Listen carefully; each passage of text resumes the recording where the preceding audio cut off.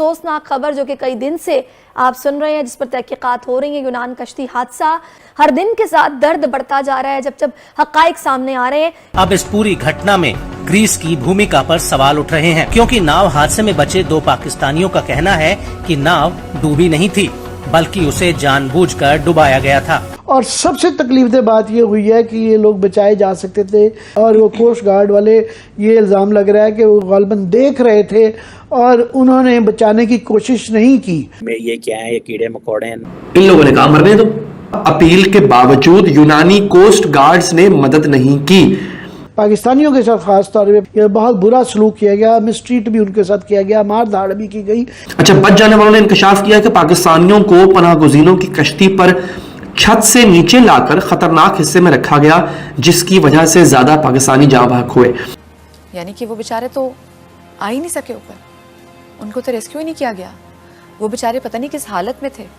Already Pakistani जो लोग थे वो बता रहे थे कि हमारा इतना दम घुट रहा था, और वो जो मिस्री जो उसमें वहाँ पे मौजूद थे, जो कि पूरा स्टाफ था, हमें मारता था। हमारी खवातीन अगर बेचारी बाहर निकलने की कोशिश करती थी, इनको ज़दोकोब करता था, बदसलूकी करता था। और मैं तो हैरान हूँ कि पाकिस्तानियों के साथ सलूक कैसा होता है। और वो एक, ये तो हम 75 साल पहले आज़ाद हुए थे, हमारे बच्चे शिपों पे जा रहे हैं, वो इमर्जिंग टेक्नोलॉजीज पे बात कर रहे हैं। सो और ये अलमिया है पाकिस्तान का, इसमें कोई शक नहीं। दोस्तों, अमूमन हम इस चीज़ को देखते हैं कि जो आपके मुल्क की जो आवाम बाहर गई हुई है, उसके ऊपर जब बात की जाती है तो डिफरेंट एंगल से हम देखते हैं कि क्या वो हमारे लिए एसेट है, हमारे लिए वो क्या करते हैं। अभी हाल ही में इंडिया के बारे में तो कहा जाता है कि वो बड़ी दुनिया में जो है वो इस वक्त कहा जाता है कि छाए हुए हैं। दुनिया में कहा जाता है कि इस वक्त 281 मिलियन लोग जो हैं वो माइग्रेंट्स हैं, जिनमें 18 मिलियन इंडियंस हैं। तकरीबन 2 करोड़ बंदा बनता है ऑलमोस्ट, इससे ज़्यादा ही होंगे। कुछ इलीगल भी होते हैं, सारी बात है, हर मुल्क के, जैसे पाकिस्तान के बहुत ज़्यादा इलीगल हैं।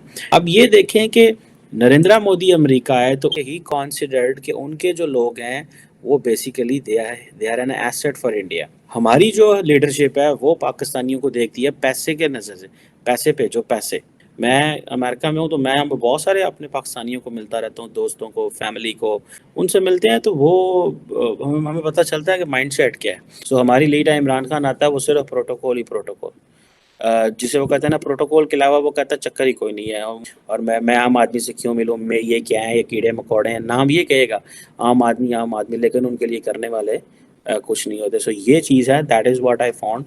डॉक्टर साहब, एक तो वो बड़ा अंदरनाक किस्म का वाक़या हुआ कि कहा जाता है कि एक शिप जो ग्रीस पहुंच रही थी उसमें कुछ 750 लोग थे। सुना है कोई 300 से 400 लोग पाकिस्तानी थे, और सुना है कोई 10-12 लोग ही टोटल बचे हैं पाकिस्तान के अंदर। इसके ऊपर कौमी शोक का दिन ऐलान किया गया है तार साहब।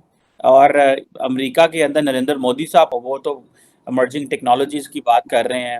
और वो एक, ये तो हम 75 साल पहले आज़ाद हुए थे, हमारे बच्चे शिपों पे जा रहे हैं, वो इमर्जिंग टेक्नोलॉजीज पे बात कर रहे हैं। सो चीमा साहब, ये जो जिन लोगों की हम बात कर रहे हैं आज, जिस पे जितना भी अफसोस किया जाए कम है, ये कई माओं के बच्चे हैं और जिनकी डेड बॉडियां भी कई लोगों की नहीं मिलनी। और ये अलमिया है पाकिस्तान का, इसमें कोई शक नहीं है। बताया जा रहा है कि वो मारे गए हैं यूनान के कोस्ट के बंदरगाह के पास। और सबसे तकलीफदेह बात ये हुई है कि ये लोग बचाए जा सकते थे। 7 घंटे के करीब वो खड़ी रही कश्ती कि कोई आएगा और शायद कोई मदद आएगा, और वो कोस्ट गार्ड वाले, ये इल्ज़ाम लग रहा है कि वो गालिबन देख रहे थे और उन्होंने बचाने की कोशिश नहीं की। और पाकिस्तानी बेचारे कह रहे हैं कि वो किश्ती के हिस्से में, ऐसे हिस्से में थे, बिल्कुल निचले हिस्से में थे, खाना कहा जा सकता है, जहाँ से वो बचने का उनका इम्कान ही कोई नहीं था। और उनके साथ जो लेके जाते हैं, पाकिस्तानियों के साथ खास तौर पे बहुत बुरा सलूक किया गया, मिसट्रीट भी उनके साथ किया गया, मार धाड़ भी की गई। ये वो जो बचे हैं लोग, उन्होंने ये बयान दिए हैं।